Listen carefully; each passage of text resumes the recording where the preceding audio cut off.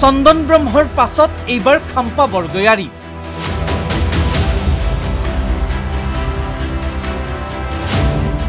বিজেপিত নহল খাম্পা আহিব ইউপিপিএললৈ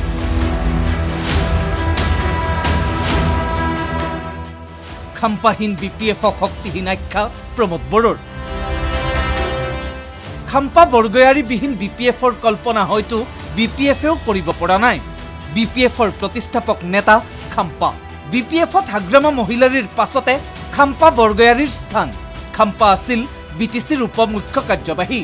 খাম্পাই বিপিএফ এৰিছে পদত্যাগ পত্ৰ দি খাম্পা এতিয়া দিল্লীত সম্প্ৰতি দিল্লীত ইউপিপিএলৰ নেতা প্ৰমোদ বড়ো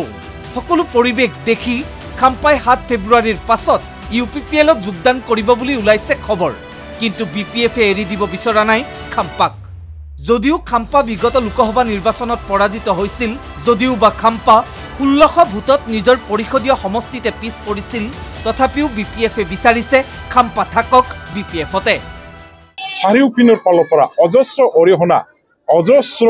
অৱদান থকা তেনেকা ধৰণৰ শক্তিশালী এজন নেতা বিপিএফ দলৰ মাজতে থাকি পেলাই কাম কৰাটো আমি বিচাৰো আৰু বিপিএফ দলত আকৌ তেখেতে নিজৰ ৰিজনেশ্যন লেটাৰটো উইথড্ৰ কৰি পেলাই নিজৰ পদত থাকি আকৌ কাম কৰিব লাগে ইয়াৰ কাৰণে মই তেখেতক আহ্বান জনাইছো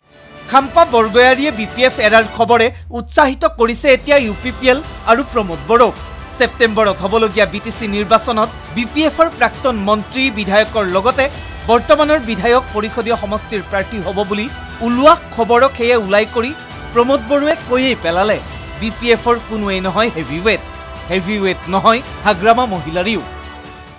হেভিৱেট তেখেত সকলৰ কাৰণে পাব্লিকৰ কাৰণে হেভিৱেট নহবও পাৰে তো প্ৰাৰ্থীৰ হেভিৱেটৰ প্যাৰামিটাৰটো কি এক্স এমএলএ হলে যে হেভিৱেট পাৰ্টি হ'ব ইটো নহয় এক্স ইএম হলে হেভিৱেট পাৰ্টি হ'ব বা এক্স কোনবা পলিটিক্যাল লিডাৰ হলে হেভিৱেট পাৰ্টি হ'ব ইটো নহয় তেখেত সকলৰ ইস্যু আৰু এজেন্ডা কি আছে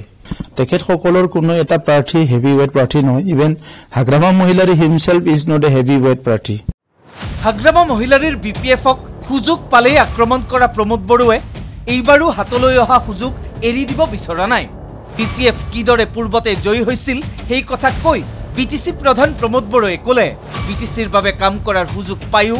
এনজয় এন্টাৰটেইনমেন্টতহে ব্যস্ত আছিল হাগ্ৰামা যে এজন মানুহে এডমিনিষ্ট্ৰেচনত থাকি পেলাই পলিচি বিলাক বনোৱা শিকা কাম কৰাৰ কাৰণে এনাফ টাইম আছিল কিন্তু তেখেতে ফুললি এনজয় আৰু এন্টাৰটেইনমেন্ট কৰিলে with public money and power তো এই কাৰণে আজিৰ তাৰিখত তেখেত সকলৰ কোনো এটা প্ৰাৰ্থী হেভিৱেট প্ৰাৰ্থী নহয় even Hagrama Mohilary himself is not a heavyweight প্ৰাৰ্থী প্ৰথম ইলেকশ্যনৰ পৰা যদি আপোনালোকে ক্ৰনলজিক্যালি চাই তেতিয়া দেখিবলৈ পাব যে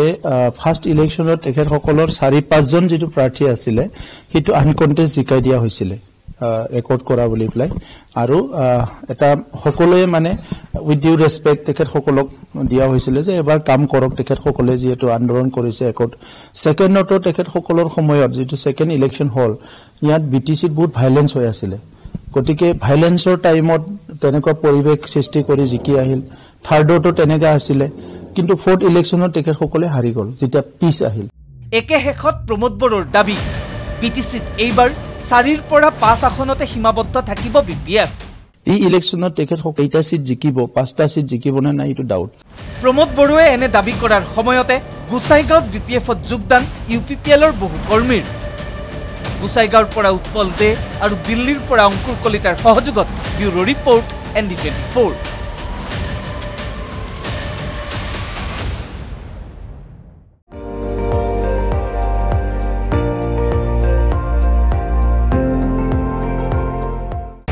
আপুনি চাই আছে ND24